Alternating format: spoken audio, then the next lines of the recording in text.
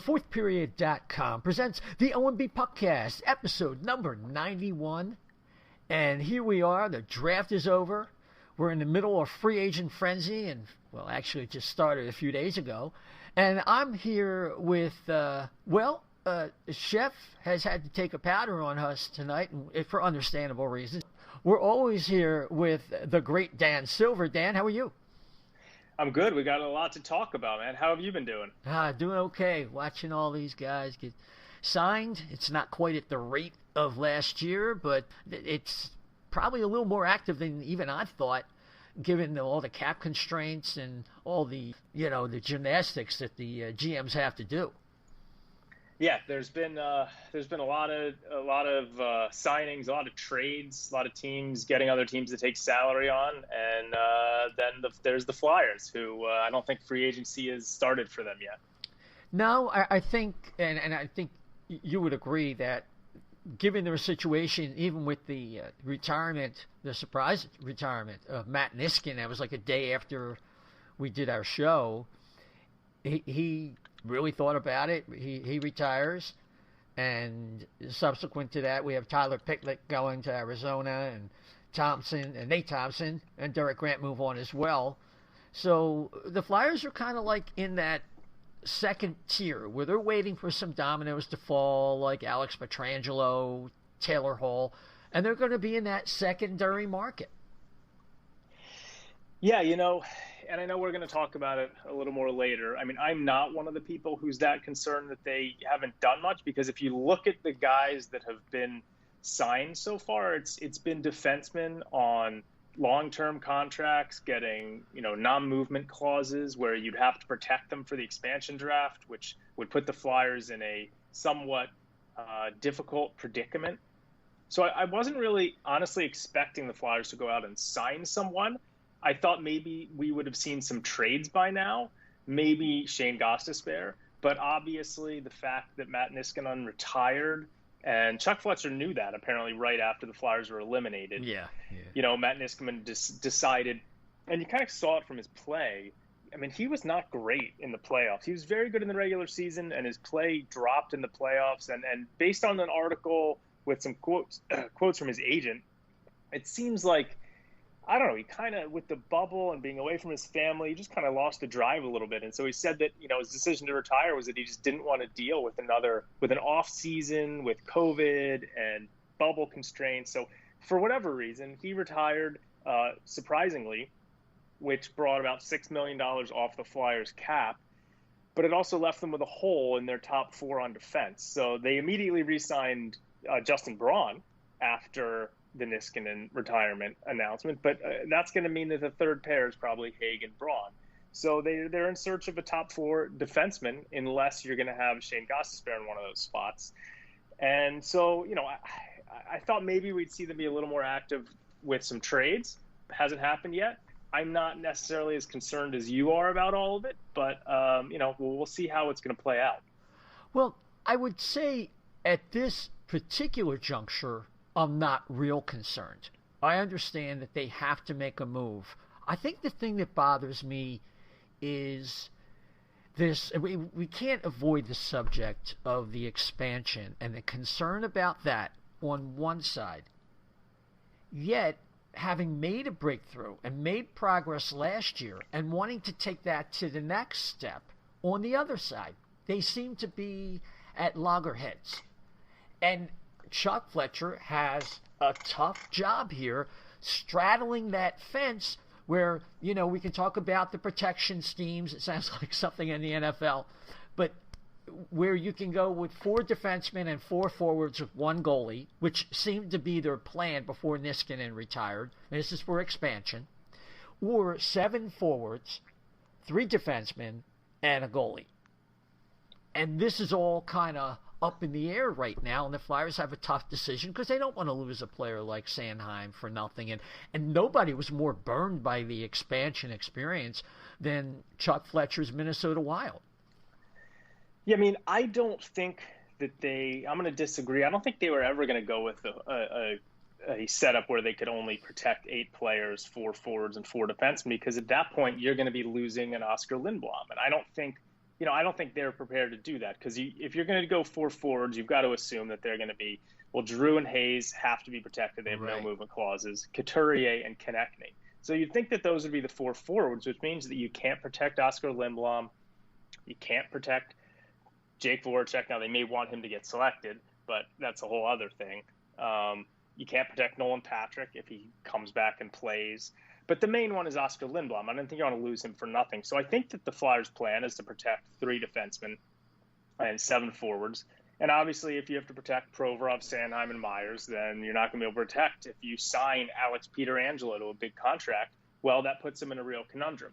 Now, you're right. A lot of fans are out there saying, we shouldn't be thinking about that. We should be thinking about putting the best possible team on the ice for next year and not really be concerned with the future. But I think that's a little bit unfair of an approach because this team still is, really built down the road. And I think that they can win the Cup next year. Absolutely, they can win the Cup. But I think they can win the Cup without adding an Alex Pietrangelo. And you also just don't want to completely mortgage future years because the reality is that the best players on this team are some of these up-and-comers, like Konechny, like the young defensemen, Provorov, Sanheim, and Myers. And so, yeah, it's a tough line to straddle, but I don't think it makes sense. I think it's going to make more sense for them to try and get a defenseman maybe who's got 1 year left to fill that role for Niskanen, or I still don't think it's the end of the world if Shane Gostisbehere ends up being on that second pair with Travis Sanheim. And I'm still one of the few people that actually believes that there's a very good NHL defenseman down there somewhere with Shane Gostisbehere. I think injuries have hampered him. Now, that's not to say that the injuries won't continue to. He's had recurring knee issues. So I thought that he looked really good in the playoffs when he wasn't on that third pairing with Justin Braun. I think that playing with a guy like Sanheim could really, I think they could be okay. Now, there's not a lot of physicality there, but that's what Hagen Braun bring to the table, and Ivan Provorov and Phil Myers bring that to the table. So we'll see what happens there. I still think that Chuck Fletcher's going to have a few moves up his sleeve. There's a lot going on right now with the Winnipeg Jets and Vegas, where it looks like Pietrangelo may sign with Vegas, and then Vegas may try and trade Nate Schmidt to the Jets. They may try and trade Alec Martinez somewhere. He could be a good fit with the Flyers. He's got 1 year left on his contract. And then if the Jets take on more salary with a Nate Schmidt, then they're going to be looking maybe to trade a Patrick Laine or Nikolai Ehlers. And I still, would like to see the Flyers make a run on one of those guys. So I think Chuck Fletcher's got a few moves up his sleeve. And I will be disappointed if he doesn't do anything this offseason, but I think they'll do something. Okay. Yeah, and I probably misstated where the Flyers' intentions were. What I meant was if they acquired a quality defenseman to replace Niskanen, and then he had term after, next year, then they would be forced to go to the 4 and 4. So sorry if I misstated that, because that's a very good point. They're going to go 7-3-1 because Niskanen's contract was going to be up, and that was obviously going to be the plan. So a good point there. But I do take issue with the idea that the Flyers getting waxed the way they did in the playoffs don't have to do some other things. If you think on one hand they could get away without doing too much, like maybe an Alec Martinez, and he can get by on his right side. He's a left-handed shot. It's not the end of the world. Apparently more so than a guy like Nate Schmidt. And Nate Schmidt has term anyway. So these are two guys on the Vegas Golden Knights who are rumored to be on the block if Pietrangelo signs a deal that many people think will be wrapped up by a close of business tonight, West Coast time.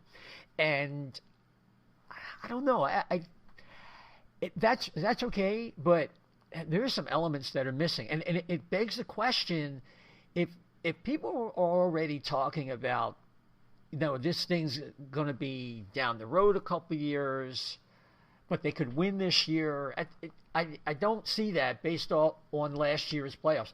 I estimated that out of the 39 meaningful periods they played versus Montreal and the Islanders, they probably lost 27 of them. And I don't think that's an overestimation of that. And I think there has to be some change that speaks to a fundamental.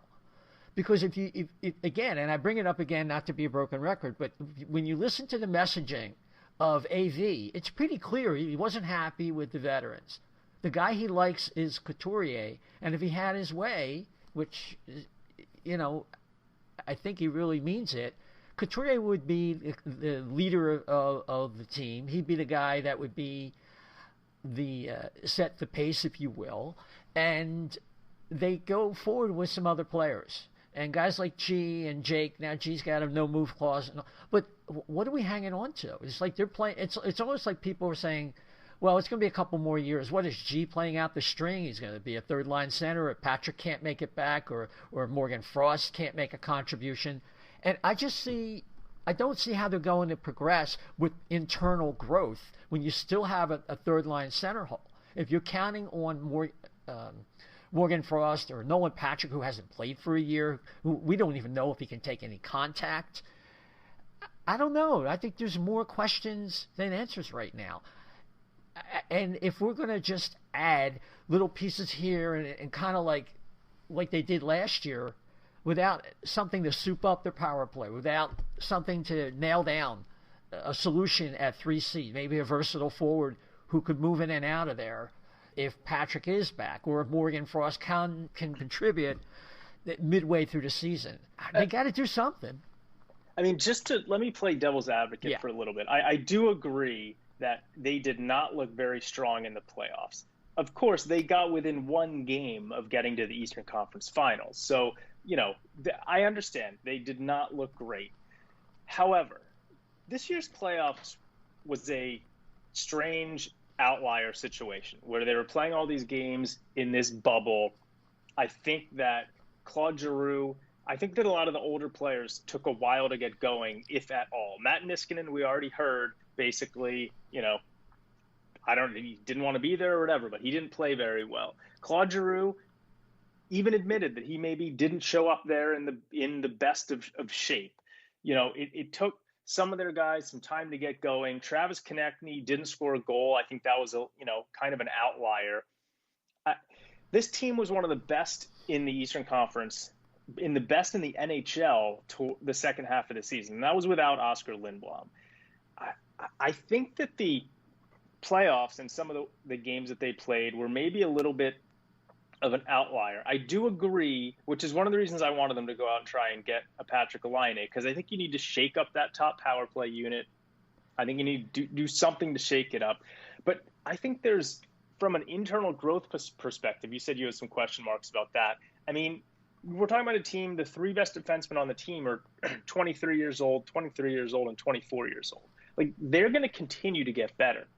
You're talking about a team where up front, this team's leading scorer during the regular season for the most part was Travis Konechny. He's 23. He's probably going to keep getting better. Oscar Lindblom wasn't even a part of this team the second half of the season. He'll be back. That's going to make a big difference. I think Joel Farabee could take an enormous step forward. I think that third-line center is obviously an issue. I'm not counting on Nolan Patrick whatsoever. I'm not a believer in him. I think Morgan Frost is going to be very good as soon as this upcoming season, but it sounds like they might not want him in that spot at the beginning of the season. You could do stuff like put Claude Giroux at third-line center to start the season. You could have Lawton there while Frost kind of gets his game together in the AHL if he's not ready. So I think there's some things to do. I think this team is good enough that right now, I think they're a playoff team. Right now. The season started tomorrow. And I think that a lot of things could conceivably happen during the season, even if they don't make moves now, where, it looks like right now they have a lot of cap space, especially with Niskanen leaving. So, I think that Fletcher, we forget that he could do stuff during the season to help this team out too. So I'm not that concerned, because I've seen Chuck Fletcher show us that he does what needs to be done. He traded a draft pick for the negotiating rights for Kevin Hayes. He was very aggressive with that. He was aggressive in trading for Niskanen and Braun, and they were big contributors last year during the regular season. I think that, he will get things done, but I just don't think the right move has presented itself yet. Well, yeah, I mean, there's a lot there that I really do agree with. I think they are still a playoff team, and I think there's some teams like the Rangers that have some tremendous high-end talent. They still lack center depth on defense. I think some of these other teams have made some improvements as well. But I also think that the question becomes, okay, they're a playoff team, but aren't we past that now? I mean, we made it to the conference semifinals. Don't we want to kind of start climbing that ladder? Or are we going to go... That was the question I put on Twitter. Are we willing to go just sideways for a year or two? If that's the case, if the answer to that question is yes, because of the cap, then why are we hanging on to some of these veterans? That's the base minimum when I say that they're a playoff team. I'm just trying to ease concerns because I see a lot of stuff on Twitter. People seem to be saying, man, the Flyers haven't made any moves yet. They're terrible. Like, no, they're not. They're not a mediocre team. They're a very good hockey team, and they're going to keep getting better because they've got a lot of young talent. I mean, I honestly think that they could, this year, the lineup right now that they have, I think could be a cup contending team next season. Like, I believe that Shane Gostisbehere still has good NHL hockey left. The guy's 27 years old. Flyers fans wanted to trade for Giordano or TJ Brody. These are guys that got really good at the age of 30, 31. Like, I know I'm in the minority on Shane Gostisbehere, but it is what it is. I made a bet with Jim from the Angry and Negative show that this will be a fun bet, that if Gostisbehere goes somewhere and or anywhere and scores 60 points again in his NHL career, he's going to get me a jersey from that team. And if he doesn't do it by the time he retires, I'll buy him a meal. But I still think this guy has got some good hockey left. So we'll see. But I also think that Chuck Fletcher is going to do something to address that top four defenseman that they need. So I don't think fans have to worry about it, but I'm not concerned about it either way. Yeah, I think, I don't have the faith in Gostisbehere, and I think they've wanted to get rid of him, and the things that they're saying are for public consumption. The word I've heard is that he needs a change, they need a change. We'll have to see what happens. They didn't count on what happened with Niskanen. I mean, obviously they knew shortly after the playoffs, but I'm sure they had some plans drawn up. But that becomes the issue. How far are they willing to go under these conditions to improve the team, knowing it could cost them with expansion, and also knowing on the other side, other teams are making moves and getting better. Sure, Tampa's not going to be as good. They're going to have to shed salary. That whole thing with Tyler Johnson speaks to that situation. But I mean, Carolina, if they get a goal, who they get in goal? I forget who they picked up. Did they get anybody? I don't know if they have they picked anyone yet. Yeah, I'm going to. Let me see, Carolina. Let's see if they did anything in goal. I don't think they've done anything yet. No, Mrazek and Reimer. So I think that their only move was signing Jesper Foss. That's the only move that Carolina's made. Yeah, I'm over here at Puckpedia. Well, they got a pretty stacked team. I mean, the real Achilles heel for them is in goal. Yeah, I mean, right. I mean, again, if they were the Flyers and they hadn't done anything to add a goaltender, all the fans would be calling them idiots. In the meantime, I've got Flyers fans on Twitter telling me, well, Carolina's, they're definitely better than the Flyers right now. Well, they don't have a goalie. So, I want to know who all these teams are that are better than the Flyers in the East, because quite honestly, the only two teams who are definitively better than them, Tampa and Boston, neither of those teams have done much to, both those teams are older teams that are on the decline and are going to be losing some players. So if anything, I think the Flyers, just by inertia and, the ages of their players, are getting closer to those teams. And I don't know. I mean, Toronto has done a lot. Toronto, looking at their expansion stuff, they literally only have 4 forwards that are worth protecting. They're very good forwards, but their defense core is not that great either. So it's adequate. I mean, Brody does help, and to me, it's as much an attitude with how they play. And if they don't change that, they could add a lot of different personnel. But those guys that you're talking about, they got a little tougher with Simmons, but I think he's kind of done, unfortunately for them. But yeah, Brody's going to help, and they still have Muzzin and Dermott, and of course Morgan Riley is terrific. But yeah, I think Montreal is a team to look out for. I think they gave a ridiculous deal to Josh Anderson.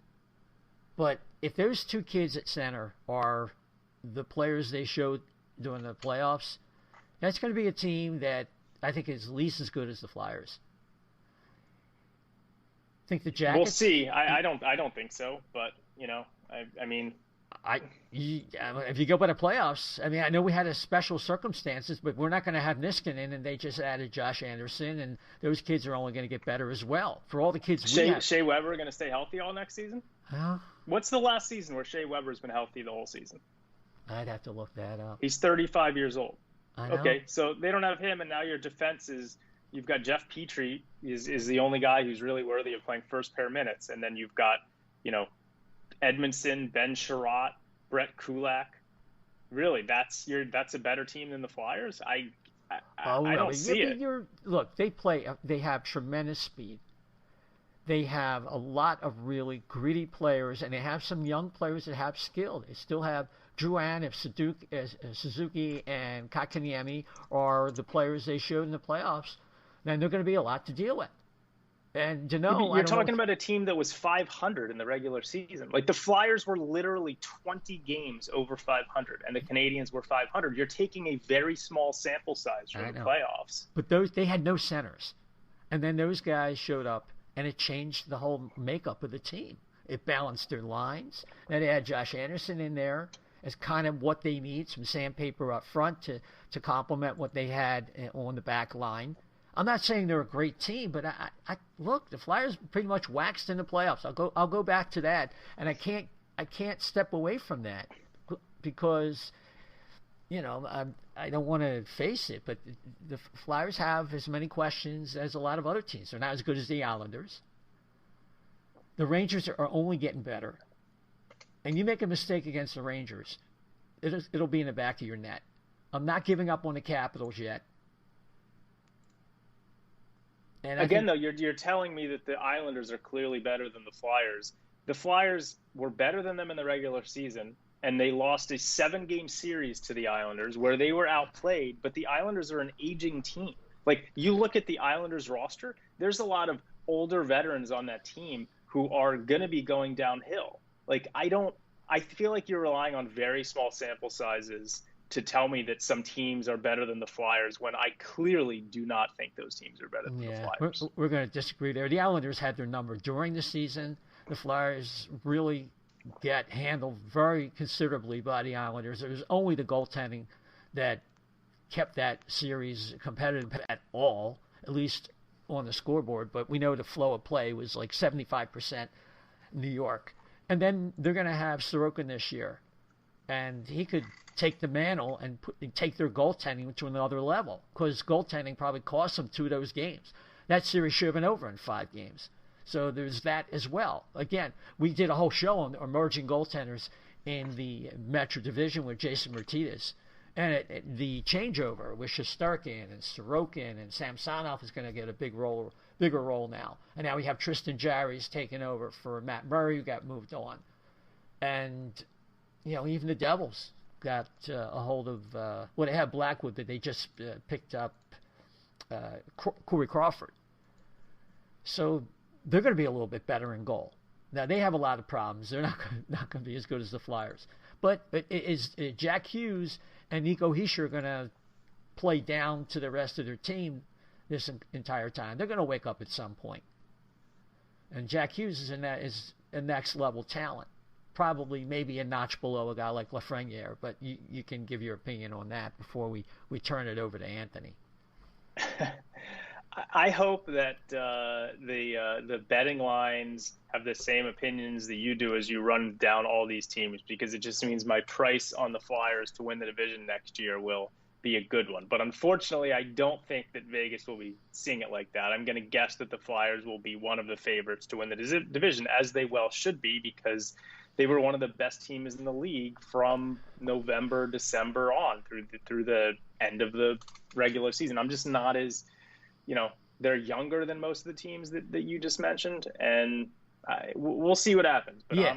Don't forget, I'm confident. And I also last year, the same thing was last year, people were telling me I was crazy because I was trying to say how good of a team I thought that the Flyers were going to be. And people were poo-pooing it, and they finished 1 point out of the division. Yeah, but they're overly reliant. Remember the big boy pants comment and the changing their legacy. They were over-reliant on Voracek, Giroux, JVR, Niskanen, and Couturier.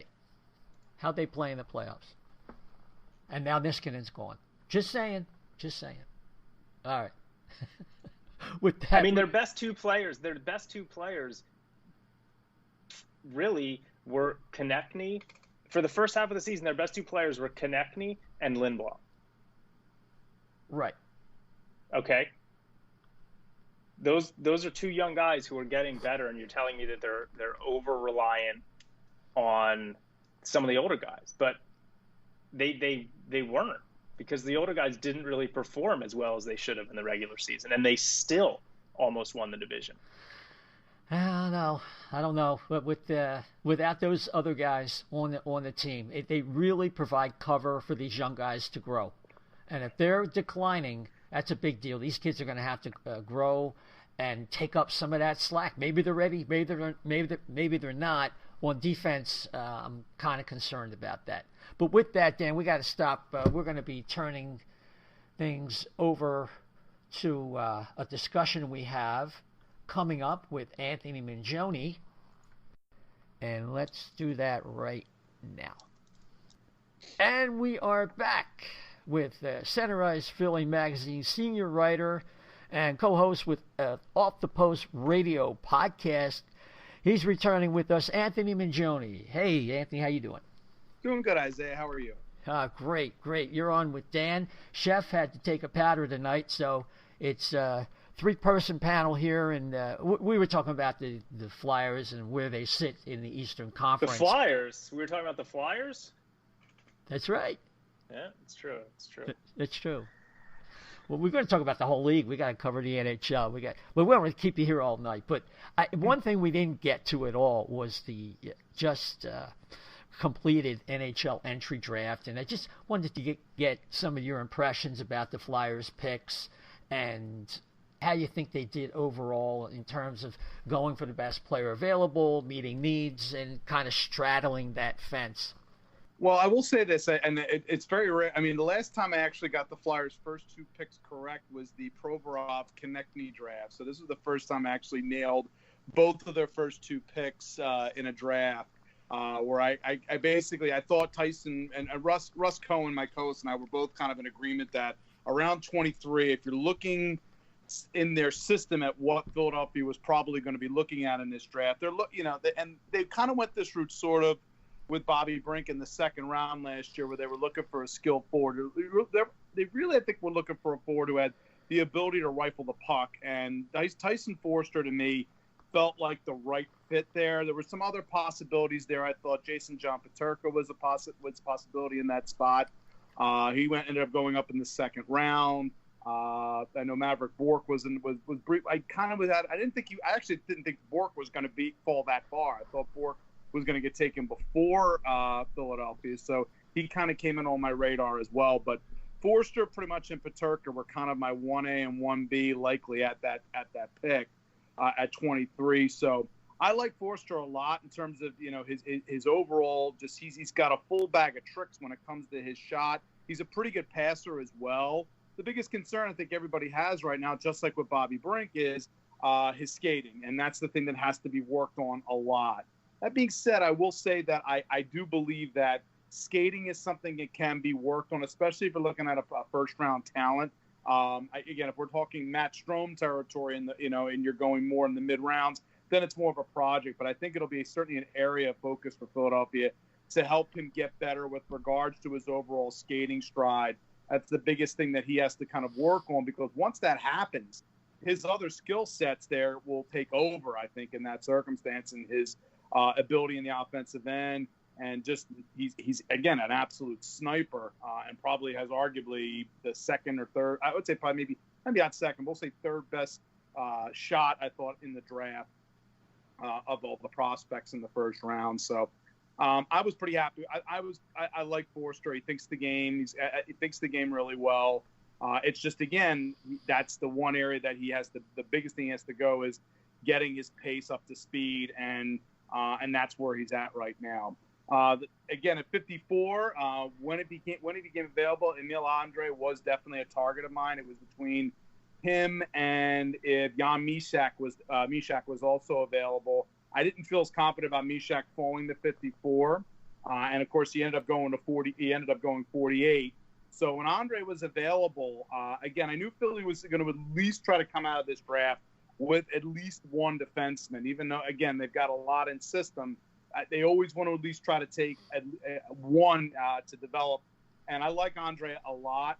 He's very, I think he's a pretty creative player, pretty skilled. He's got some growing to do. Again, how much is going to happen, we're going to have to see. But there's an element to his game.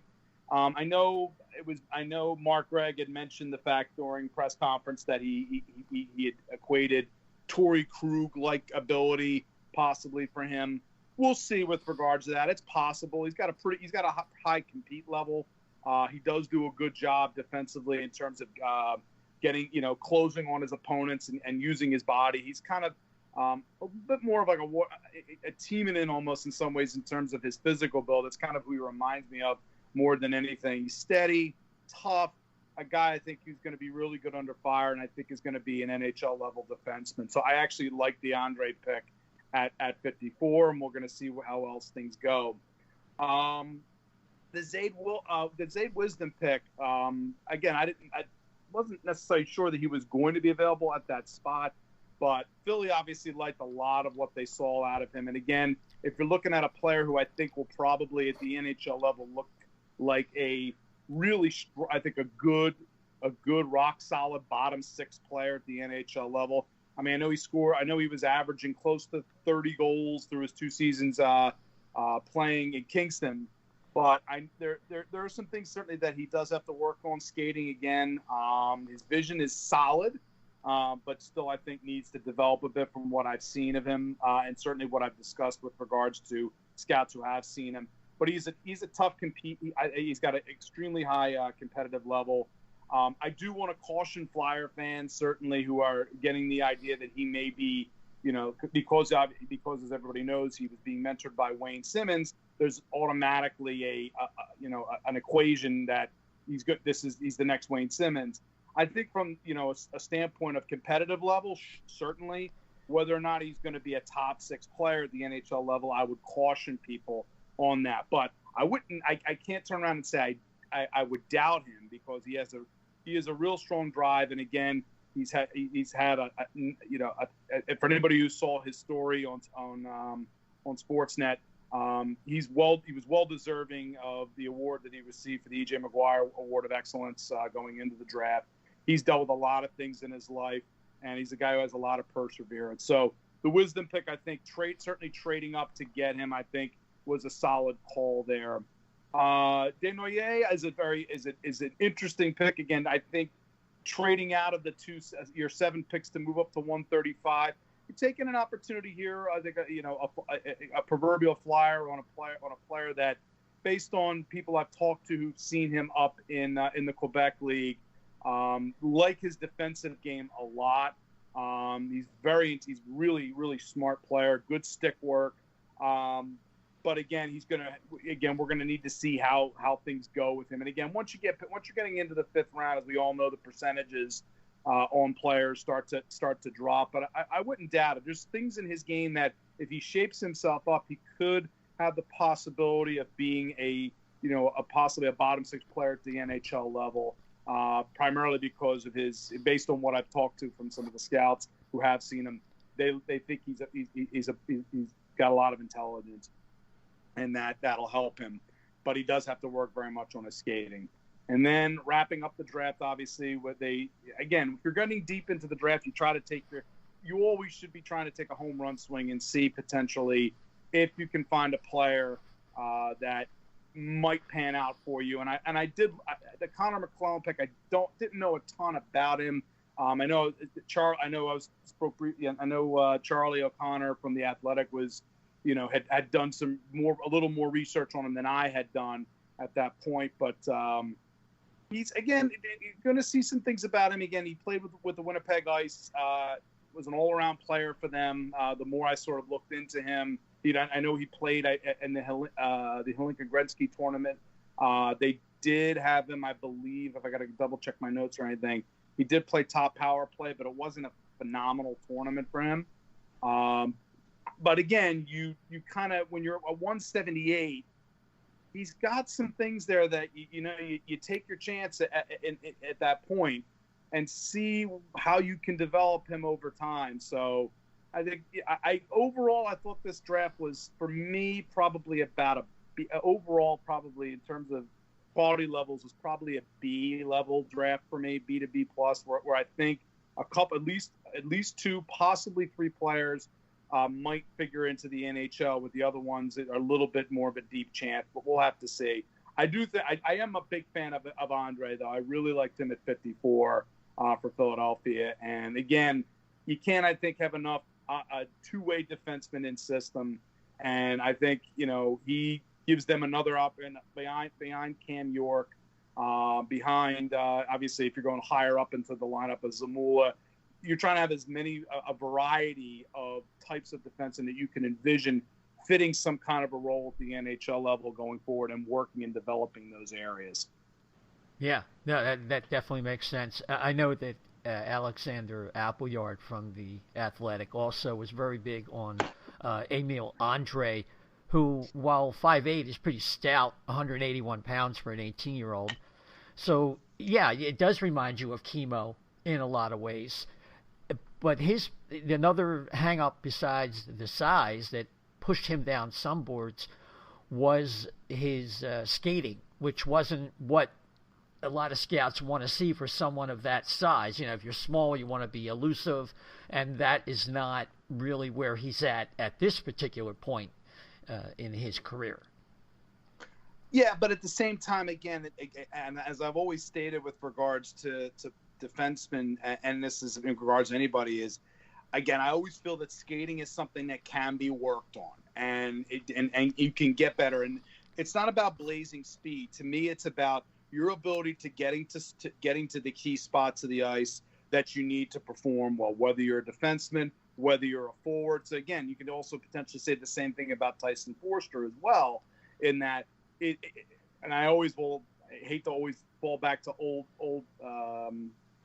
stories, but think about a player like Luc Robitaille and how anybody who watched him at the NHL level knew skating wise wasn't great, but if you as you learn and get better and figure out the game and you think the game well, you can anticipate getting to spots.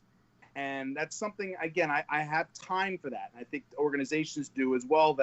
That's the one area where I think they feel like that player can develop. And again, Philadelphia is fortunate enough, I think, to have a lot of defensive depth in system that they can take their time. They can be patient with Andre in terms of getting that particular skill set up. And again, they've got a pretty good beat on Sweden and in terms of their scouting and everything. And I'm going to trust the fact that they're projecting him to have some kind of a say-so as time goes on in terms of being a part of their future. Sure. Dan? Yeah, this is 2 straight years that the Flyers have taken the guy that I really wanted in the second round. So I'm thrilled about that. I mean, last year I was so excited when they traded up because I was hoping that it was going to be to draft Bobby Brink, and they did that. And then this year, just based on everything that I'd read about Emil Andre, I mean, there were some analysts out there like Scott Wheeler from The Athletic who had him rated in his top 20. And everything I read about Andre just suggested that he was a guy who was basically slipping solely because of his size, but that, he was projecting to be a very good NHL player. And he's 5'9", but he plays big. I mean, you watch some highlights of him, and he throws his weight around. He doesn't play. He probably plays a more physical brand of hockey than Travis Sanheim, for example, even though Sanheim is 6'3", 6'4". So I was elated at that pick. The Forster pick, I think, is more of a project. I mean, there's some guys in that spot, I think I might have leaned more towards, but I like the fact that they took a guy who has that dynamic one-timer from the left face-off circle. I mean, he's a guy that down the road hopefully can help this team's power play, and he's already been working on his skating all summer long. His skating coach posted a really good set of photos of Forster working out this summer and kind of showing how he's trying to improve his skating. So I think that's a big thing. I mean, look, some guys are able to improve their skating. Oscar Lindblom, for one. Some guys, no matter how hard they try, can improve their skating. I mean, a lot of, but he's certainly working hard at it. So that pick was fine. I really like the Andre pick. The other three picks were fine. I mean, Zayd Wisdom's a character guy, and, we'll bring some grit into the lineup. And maybe, these kids, you never know. He could have some upward offensive ability as well. A couple things that stood out to me, in showing that this is kind of a far cry from the Hextall drafts, is you look back at those Hextall drafts, and this team would have 8 or 9 picks in the draft. And when you're picking that many guys, you're bound to hit on a couple of late round picks. You're bound to get a guy like a Noah Cates in the 5th round who looks like, he's going to be a pretty good NHL player. Or a Tanner Lazinski in the 6th round who looks like he's going to be a decent NHL player. When you're only making 5 picks as opposed to 7 or 8, your strike rate is even the same strike rate. You're not going to get as many good players because it's just you're trying to project 18-year-old kids. So they only drafted 5 kids, which is the fewest that they've drafted in a long time, and no goalies. The last time the Flyers didn't take a goalie was 2014. So they obviously feel that they don't need to stockpile that. That's obviously completely fine. I mean, they've got a lot of good young goalies in the system, including Carter Hart. I just thought that was interesting. But, the fact that there's only 5 draft picks, it's going to be a little bit more difficult to get as much value out of the draft just from a pure standpoint like that. But this franchise has so much young depth right now that it really doesn't matter. But anyway, I thought that the Emile Andre pick was far and away the best of those 5 picks they made in the draft, and we'll see what happens with Forster. Yeah, absolutely. And the Flyers have shown a propensity, Anthony, to draft players that need work on their skating, whether it goes back to Sean Couturier, Lindblom, you mentioned Matt Strome, and now we have a couple more with Forster and Danoye. And so they feel very confident in their developmental process. And if you want to congratulate Hextall on that whole program and process he put into place has been pretty successful. It has, and again, the fact that that Chuck Fletcher and Brent Flyer did not feel the need to sort of shake things up for their scouting staff when the two of them came in speaks to the fact that they greatly value their scouting staff and the from the Hextall era. That these guys they've developed and built a really strong staff. And again, I think also the biggest thing now, and again, they in their current drafts right now, they focused, at least in the first 2 seasons, they have focused predominantly, again, only 5 players in this draft, but only one European this time. And I think there's been a bit more of maybe a North American focus so far in the Fletcher and Flyer era. But I think, again, when you have as many prospects in system, you also, when you're hoping to hit on as many as possible, but you also have to have your staff going around and also sort of keeping tabs on players, working with them, and also really trying to put a strong focus in on developing those players' skills under a watchful eye, and not just only necessarily with their junior team. And I think Philly's probably at the point right now where, again, they felt comfortable enough taking 5 players because, again, they are operating from a prospect surplus in this case. So whether or not that will happen next year, whether they're going to have draft only 5 players this time, whether they would only have a goalie. Again, the European aspect is going to be really interesting because in a COVID-19 era, you do have your scouts that are overseas, but you're really going to have to lean on that because you're going to have their eyes on them only. At least initially, and then they'll obviously feed the information back via their scouting systems in this circumstance. But it's something kind of to keep an eye on going forward, especially as we see, these reverberations that come from, what we're all living with, obviously, right now. Sure. And it's also a pleasure that they're not going to take a flyer on a guy like Derek Mathers late in the round. You might as well swing for talent, high end at that point. Precisely, and I think that's in many ways why I when I kind of dug in a little bit more on Connor McClellan at that 178. That's the kind of player you take a crack at. That's that's the guy in this circumstance. Also, don't if you feel like you're getting down the board of who you want and you're sitting on 2 7-round picks and you're looking at your players coming off your board really fast.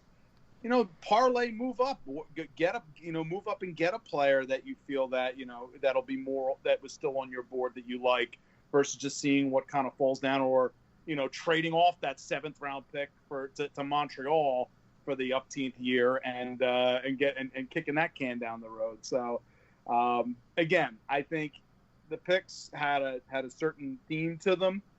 The compete level of a lot of these players was pretty much something that was mentioned a lot. And of course, that's more of an intangible, not necessarily a measurable area, but it's something that at the end of the day, you really kind of need to know just how much, the player, quote unquote, loves the game and is willing to do what's necessary to make it as far as they can.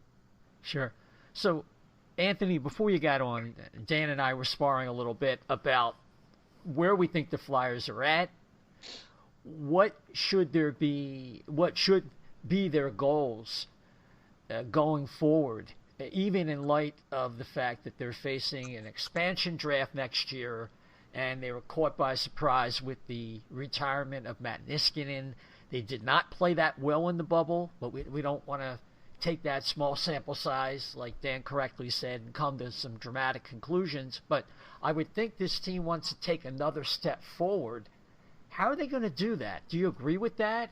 Or do you think they kind of play it cool right now because they have some cap constraints and they're going to have to maybe tamp down expectations?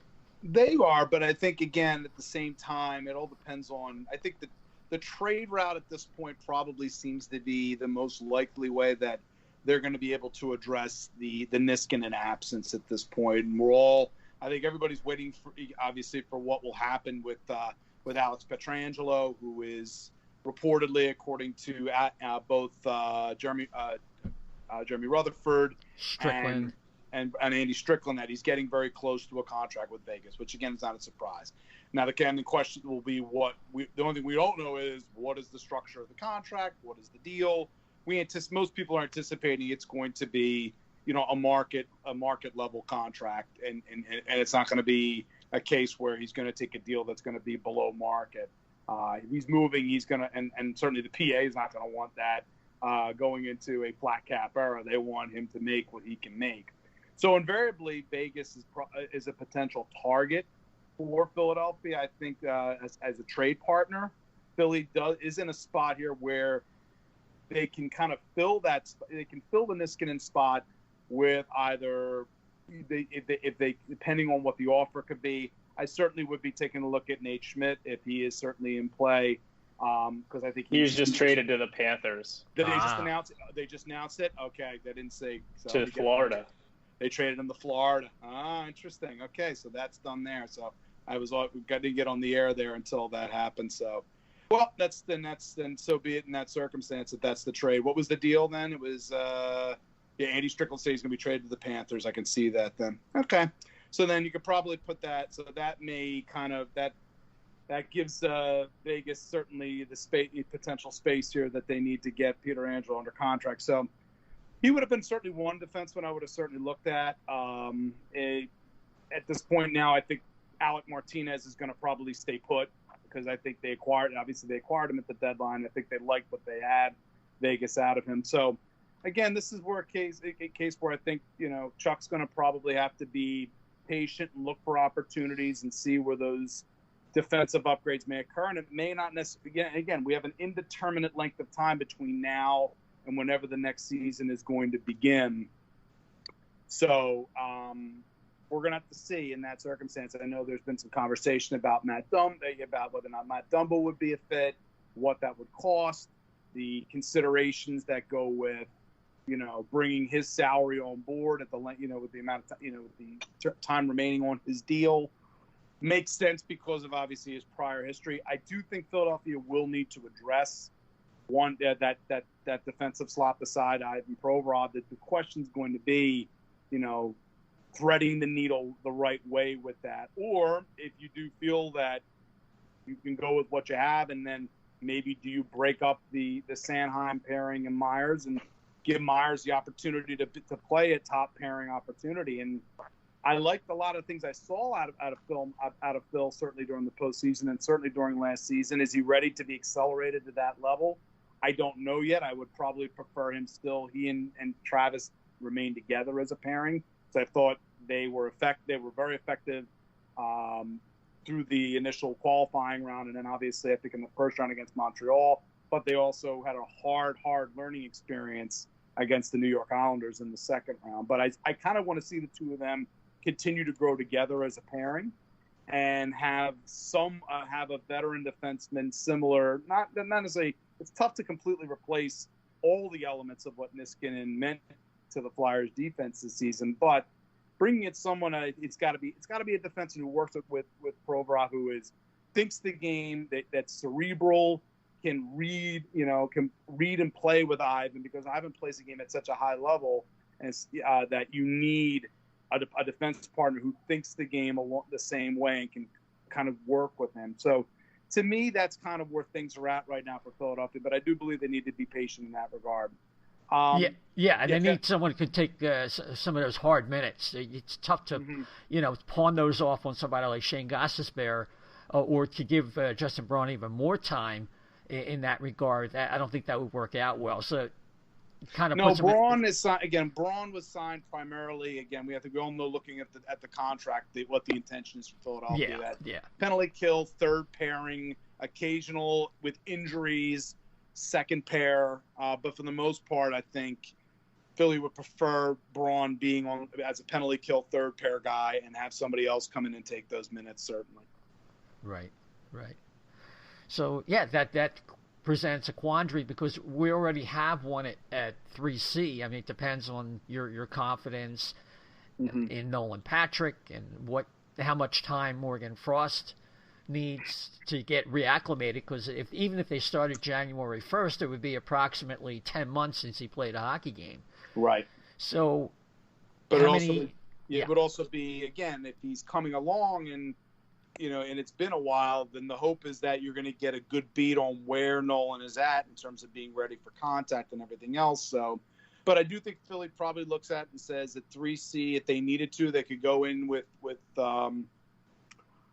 Scott Lawton playing third line center, possibly at least to start the season, if they feel they're still trying to sort of bring Nolan on little by little bit. I prefer Scott on the wing versus center, but he can play there.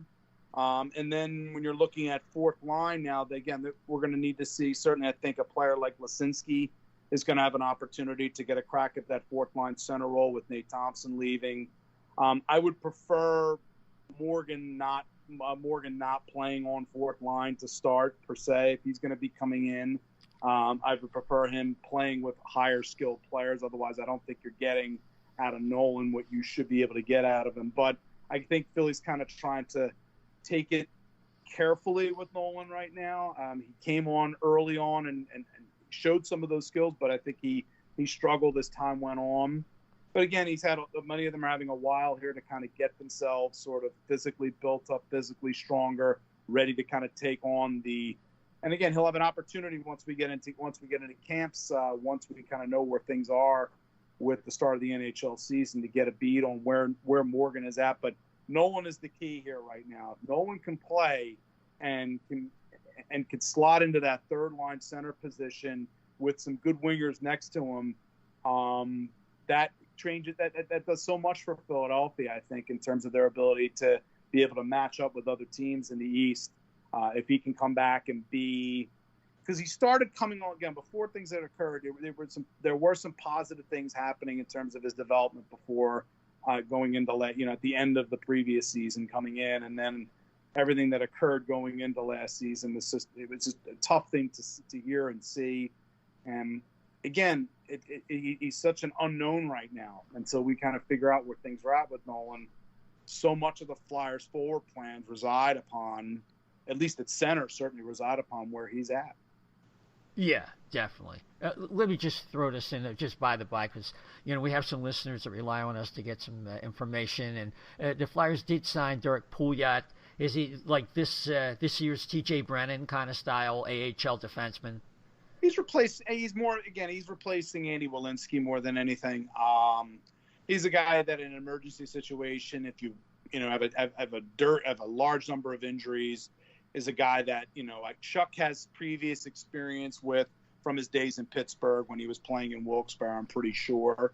So in that circumstance, they have an understanding, and he kind of knows Derek fairly well. So to me, that's pretty much to push him any further than saying that he's going to have be a potential defenseman for the Flyers. He's in a case of fire, break the glass to bring up type of defenseman. More than a guy that you're going to say you're going to put in on your D pairs. Certainly not in anywhere near in the not even the stratosphere of a Niskanen level replacement. Certainly, so Philly's still got to be shopping in that department. That was purely, to me, Pouliot was a phantom signing. Yeah. So let's be optimistic and say that Nolan comes back, because hey, that is a game changer. There's no doubt about it. It gives more time to Morgan Frost to develop, or maybe even come up as a winger, if that's what they want to do, and then all of a sudden, yeah, it's possible. But I think they are still very much I think they're very much focusing in on developing him as a center. His skill set is at a center, but I do think he can be a playmaking winger at the NHL level. But I do think Philly wants to make sure to exhaust as much as possible at the AHL level his ability to be a pivot at the NHL level. So I think more or less that's what's going on. And real quick, there's a little bit of breaking news from Elliot Friedman. It's saying that there are rumblings Taylor Hall is going to Buffalo on a short-term deal. Yeah. So that was that just came out as I'm over here. So that's going to loosen up the market. That's the positive sign for the Flyers. Even though they're not getting these players, it's going to provide more opportunity for the other GMs to gauge where people are going and shifting personnel, and all of a sudden it's like whack-a-mole. Then it's the Flyers' turn to strike, hopefully.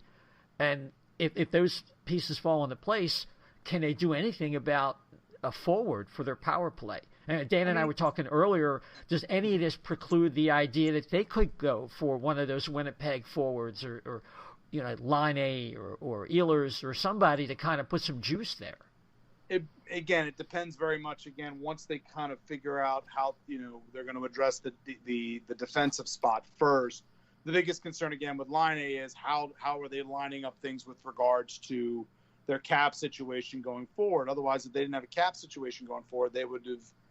I think they have ideas. There's been enough rumblings that they had discussions with Winnipeg with regards to Line A. But if those conversations involve a Travis Konechny, I would have walked away from that pretty quickly, because if Philadelphia got, and I've said this before, that Philadelphia has become sour on Travis Konechny because he had a subpar return to play in a very unique situation in a season where he was their leading scorer, that would be incredibly short-sighted. I like Line A. He's probably arguably a better shooter in this circumstance, and his capability is what it is. But I still would not be.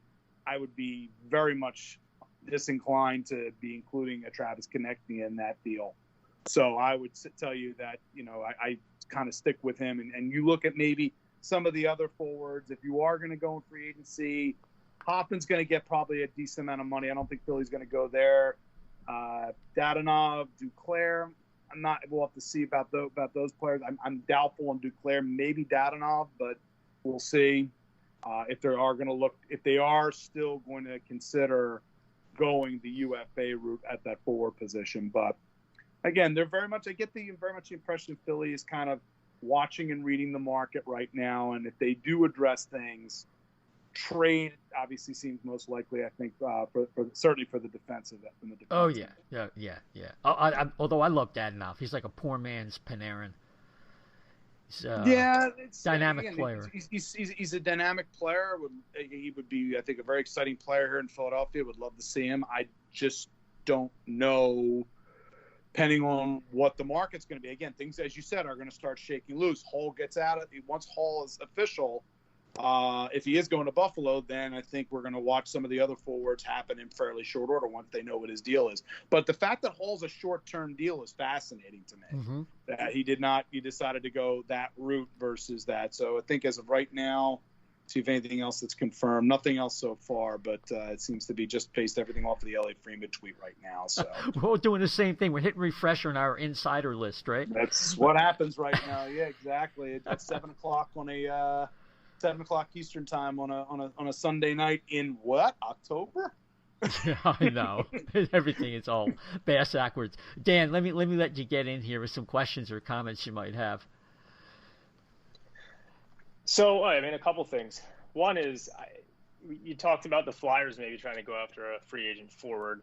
I don't. What spot would that be in? I mean, right now, to me, that's the thing. If you're looking to have, if you, that's if they are, which I'm not gonna. I don't think, Dan, per se, that any of that, and it depends again on the market and depends on what those players want. It's got to match up properly. I look at the Flyers forward core, and it's not getting a scoring forward is not like the key high level priority for me, because I see they've got other players in system that can potentially fit in those roles, and they have those players there. Unless they're able to, you have to move off, I think, some players in order to make it happen. And there's really nobody at the moment, unless you're moving off James Van Riemsdyk, which we know is probably not going to be happening this offseason.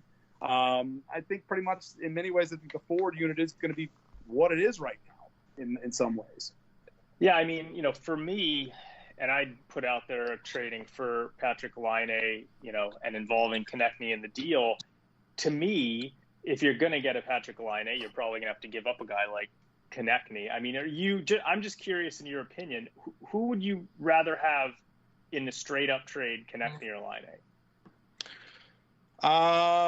Between the two, again, there's still things I like about Travis in terms of his overall game and how it's evolving.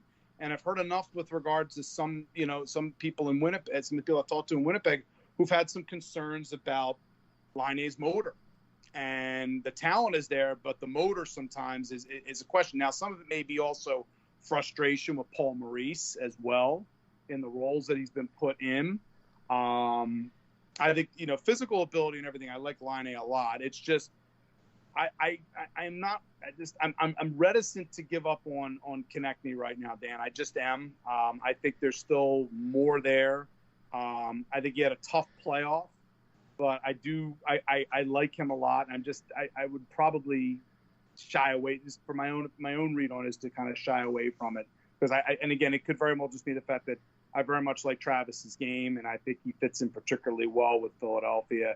And what I hear again about Laine out in Winnipeg, I love his talent, but if it's a motor question at the same time, it could very well just mean he just wants to get out. It could be a case where he just wants to get out of Winnipeg and not be under Paul Maurice, and that you're going to get when you acquire him, he's going to be amazing.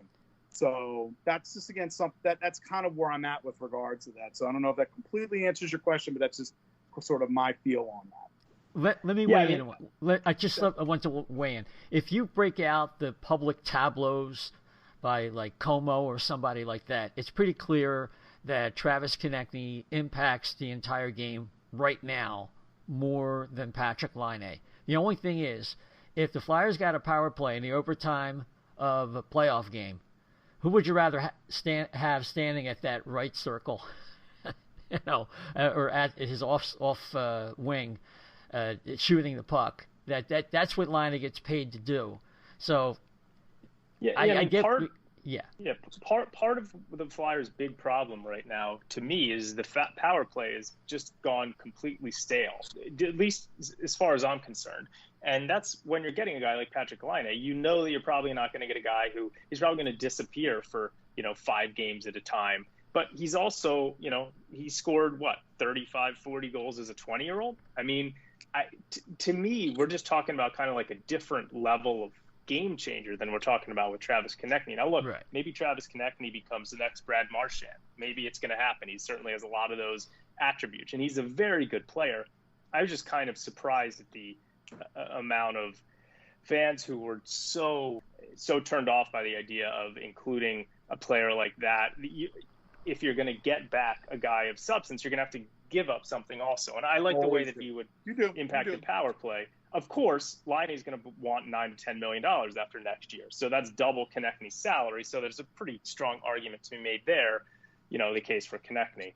I think, and again, I would say if they could figure out a way to shed salary, to shed contract, then they would be a bit more. And I do think I don't think there's any question that they have interest in Patrik Laine. It's just based on what their particular constraints are right now, salary-wise, and how they want to sort of structure themselves cap-wise going forward.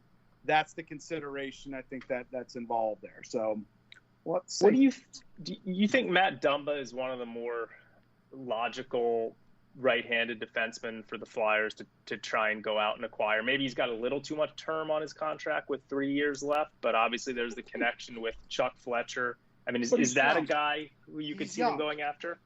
He's young, yeah, because again, he's 26. Yeah. And he had a dip. Granted, he had a dip in performance this year, but that happens. And Minnesota was scuffling at times as well.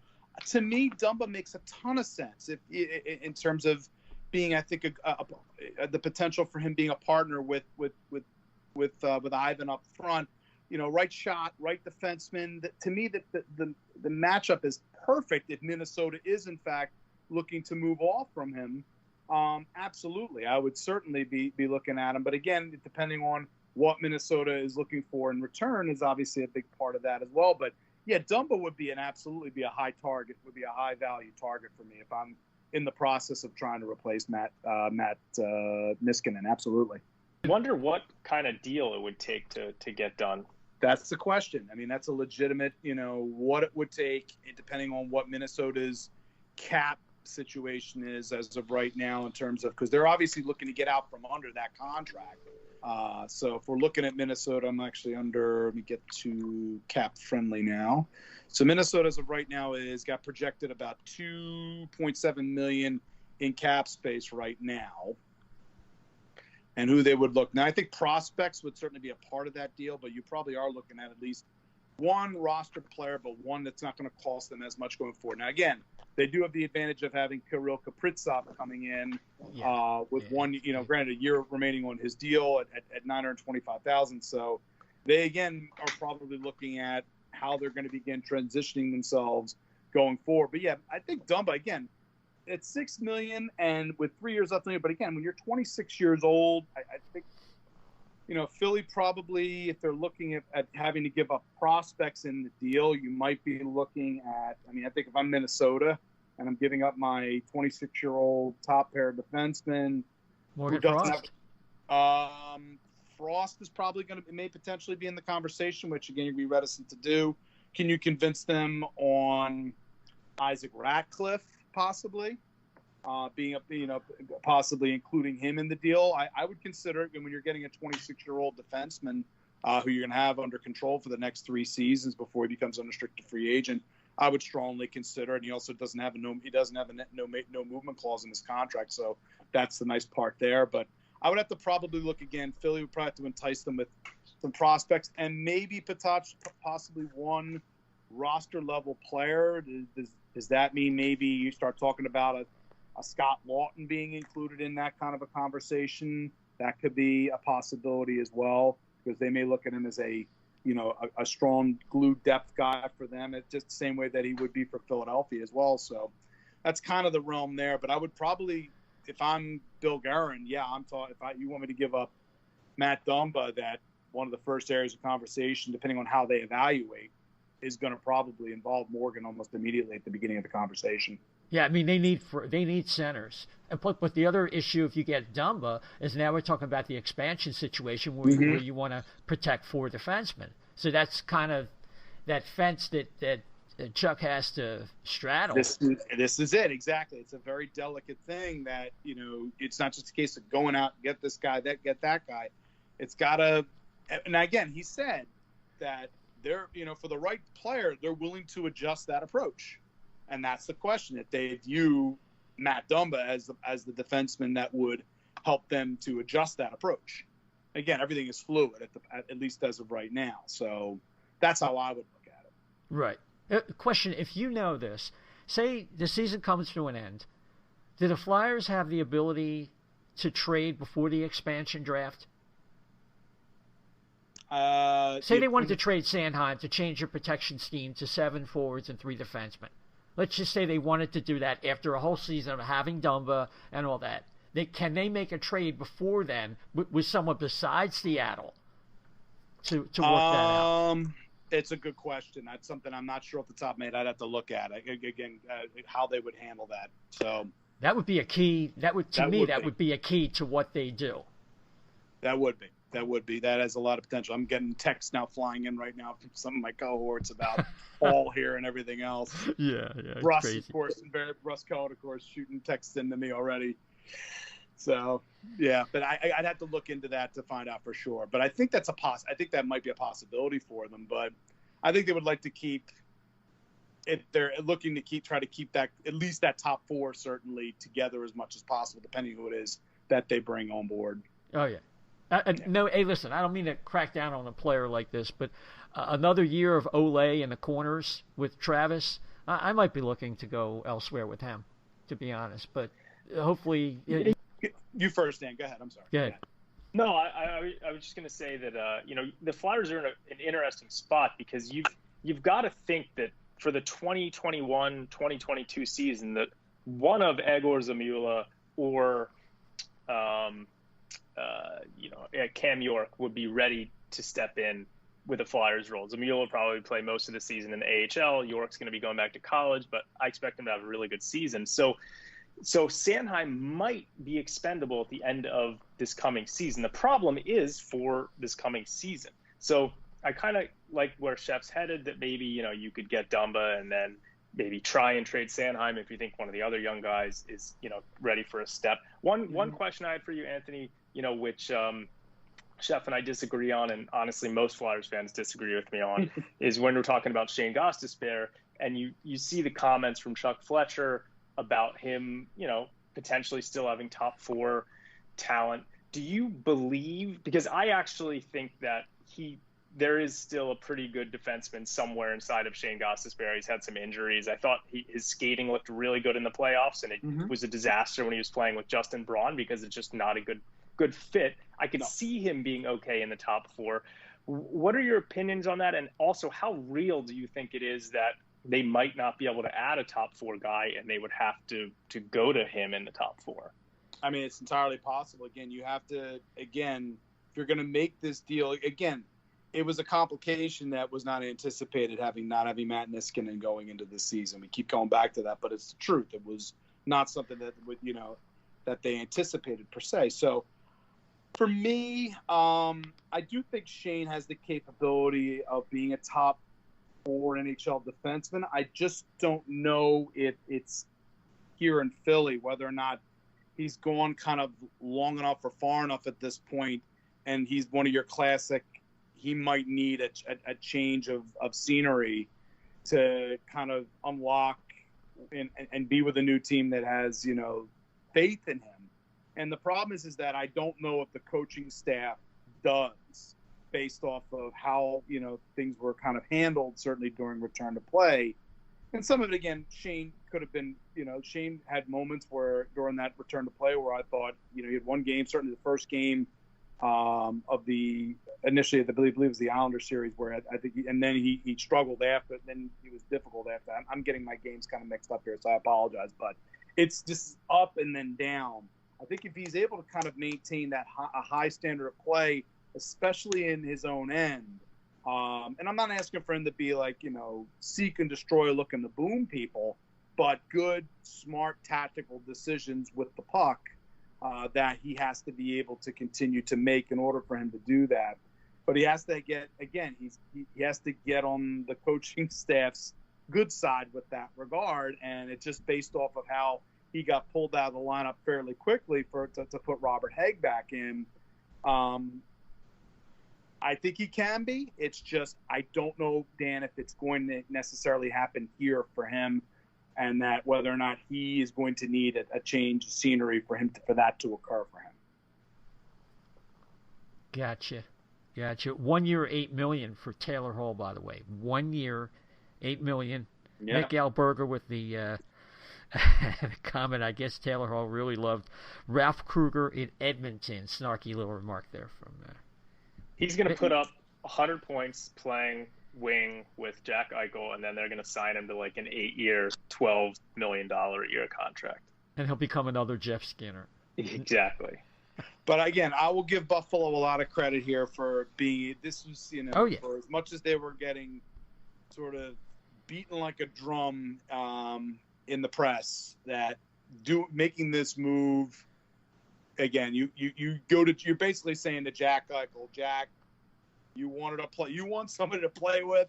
We're giving you a former Hart Trophy winner to play with. So, this is going to be fascinating really to watch and see how much impact Hall's going to have going forward. But I think, it's got to certainly make Jack Eichel happy to have Taylor Hall in his lineup. No question about that. Yeah, no doubt about it. Yeah. Well, James, we're getting to that point in the show, Anthony. Before we let you go, just wanted to ask you about the goalie carousel that just went down in the NHL free agency and trades, and how the heck in the world did Carolina and Edmonton miss out on the bus here?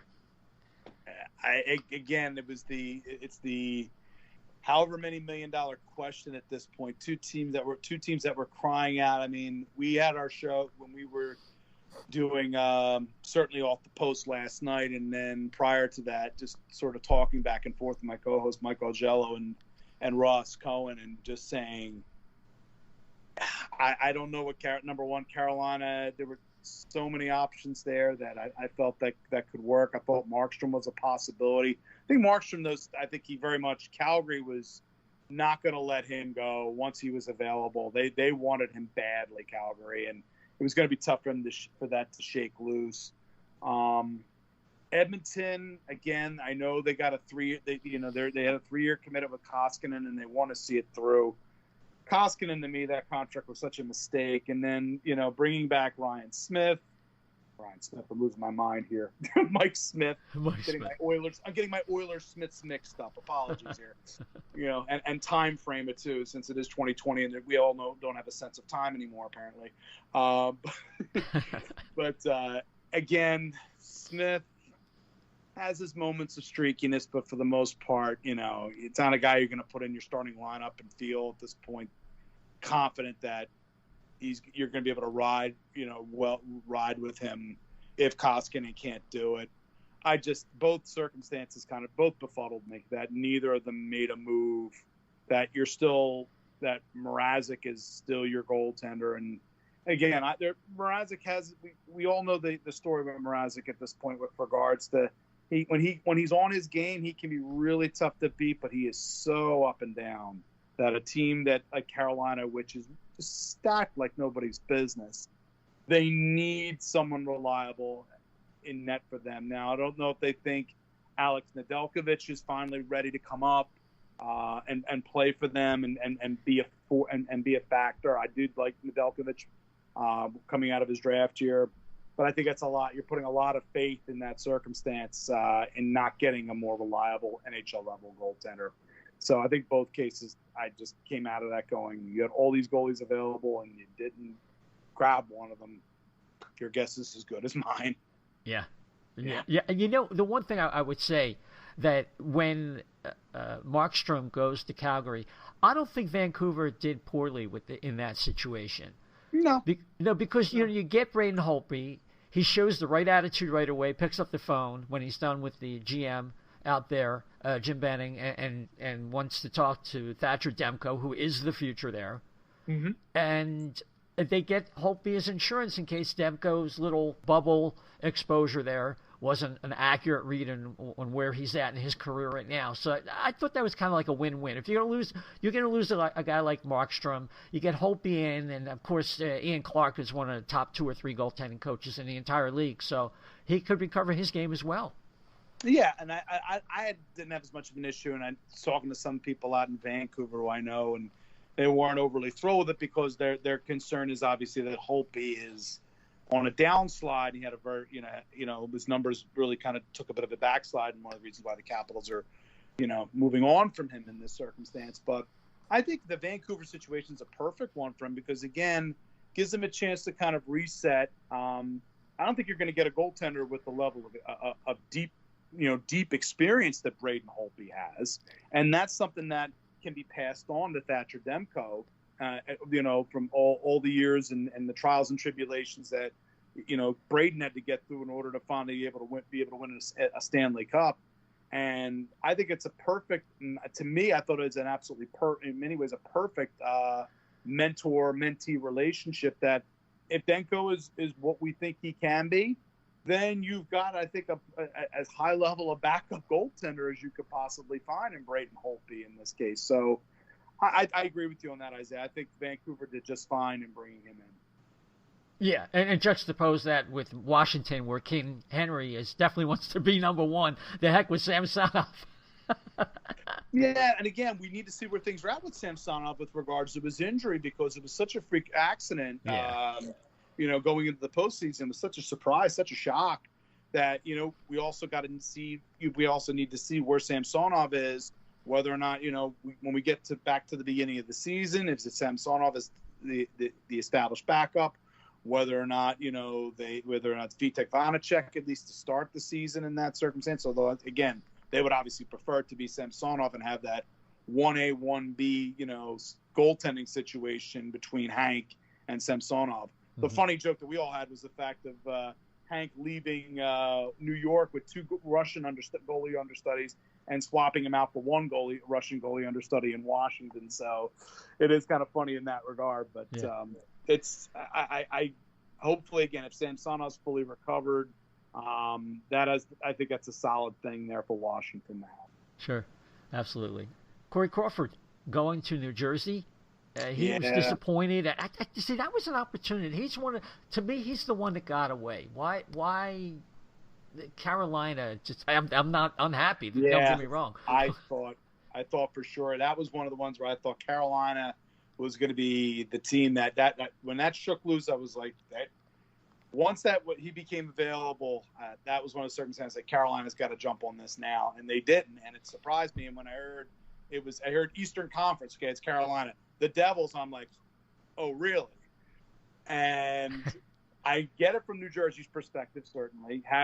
It's very similar, actually, in many ways, getting Crawford is similar to Vancouver bringing in Holtby, except the difference is, obviously, is Vancouver's much further along as a team, at least based on what we saw last year in terms of their development as a team, as a cup contender than New Jersey is. But I think the goalie dynamic is going to be a similar thing between Crawford and Mackenzie Blackwood in terms of another guy who's had deep, meaningful postseason experience that he can pass on to a young goaltender like Mackenzie Blackwood.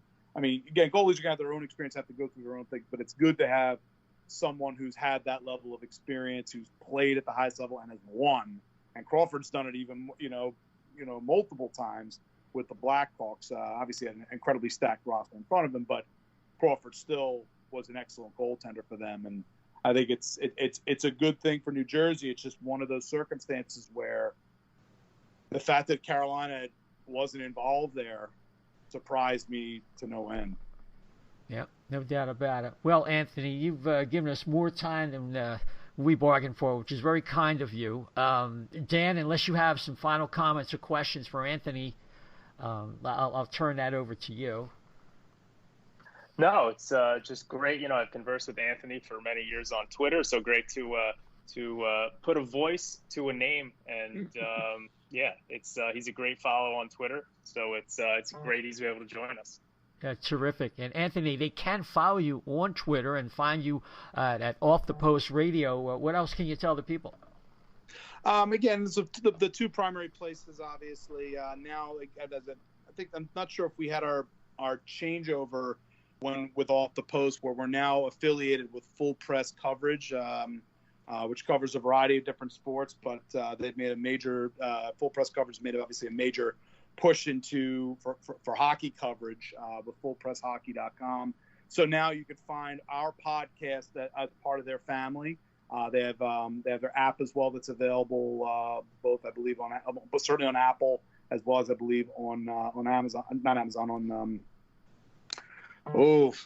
long day. Apple, exactly. Apple as well. Apple I mentioned, and also I think in Google as well. There's other Google Play as well. But we're on there now, so you can certainly listen to any of our episodes on the Full Press Radio app, which we're very excited by. It's been a really good additional level of exposure for the podcast with me and Russ and Mike Augello. So that Center Ice right now, again, we're currently kind of on pause the magazine until the season comes back. So as of right now, we're kind of holding ground on that. But we are definitely going to be imprinting back in local Philadelphia rinks once the rinks reopen again when it happens. So.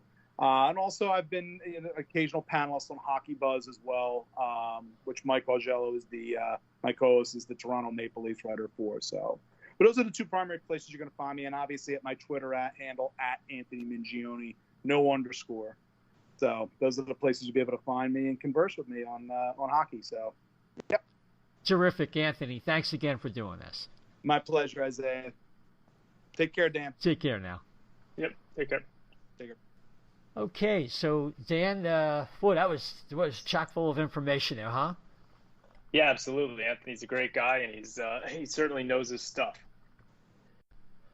Okay, so we are back, a little technical glitch there, but well, Dan, yeah, that's a lot of information there. We had a good a 12-round fight there. I'm going to call it a draw. I'll let the fans decide. It's great stuff to talk to you about this. So where can people find you on Twitter so we can carry on the conversation during this free agent frenzy? Absolutely. So folks can find me on Twitter at dsilver88, and always welcome to share opinions and disagree respectfully. And yeah, so find me on Twitter. And I think conversations are always better when there's two different viewpoints coming at it. So it's always good to have some respectful disagreements that we can discuss through. No question. Yeah, totally agree. And I'm Isaiah ISAIAH _520 Isaiah. Don't forget the underscore 520 on Twitter. And, of course, the O&B Puckcast can be followed on Twitter at O&B Puck, at O&B Puck. We're on so many different platforms. We just joined with Deezer. Of course, the week before that it was Radio Public, along with Apple, SoundCloud, TuneIn, Stitcher, Google, YouTube, you name it. Hey, if you could give us a 5-star rating, particularly on Apple, if you could write us a review, we'd really appreciate it. We might have a big announcement sometime within the next few days, let's just say very, very soon. And with that, look out for us within the next week or so to get an update, depending on what the Flyers do. And we will give you all the latest information.